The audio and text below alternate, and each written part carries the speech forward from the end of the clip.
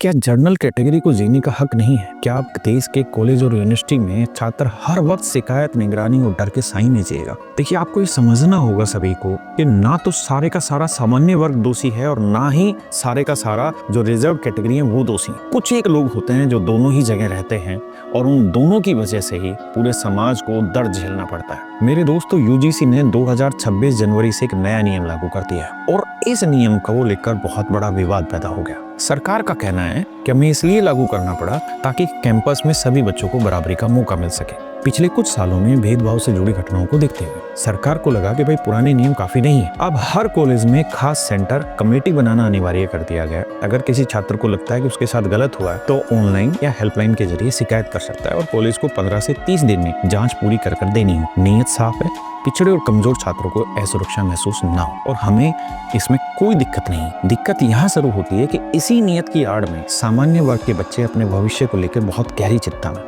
सबसे बड़ा बदलाव पुराने 2012 के नियमों से जुड़ा। पहले ये प्रावधान था कि अगर कोई जानबूझकर झूठा आरोप लगाता है तो शिकायत करने वाले पर भी कार्रवाई हो सकती। ये एक तरीके का सुरक्षा कवच था ताकि कानून का गलत इस्तेमाल ना हो सके। लेकिन 2026 के नियमों में ये सुरक्षा कवच हटा दिया गया। समझदार लोगों को कहना है कि शायद इसलिए हटाया गया ताकि असली पीड़ित डर कर चुप न रहे। लेकिन जनरल स्टूडेंट्स का डर यही है, अगर झूठ पकड़े जाने पर भी शिकायतकर्ता को कुछ नहीं होगा तो यह कानून नया हथियार बन जाएगा। इसका इस्तेमाल डराने, फंसाने और बदनाम करने के लिए होने लगेगा। और सरकार ने इक्विटी स्क्वाड भी बनाई। सरकार इसे सुरक्षा टीम भी कहती है, लेकिन स्टूडेंट को ये जासूसी करने जैसा लगता है। हॉस्टल, कैंटीन, बैठने की हर जगह निगरानी।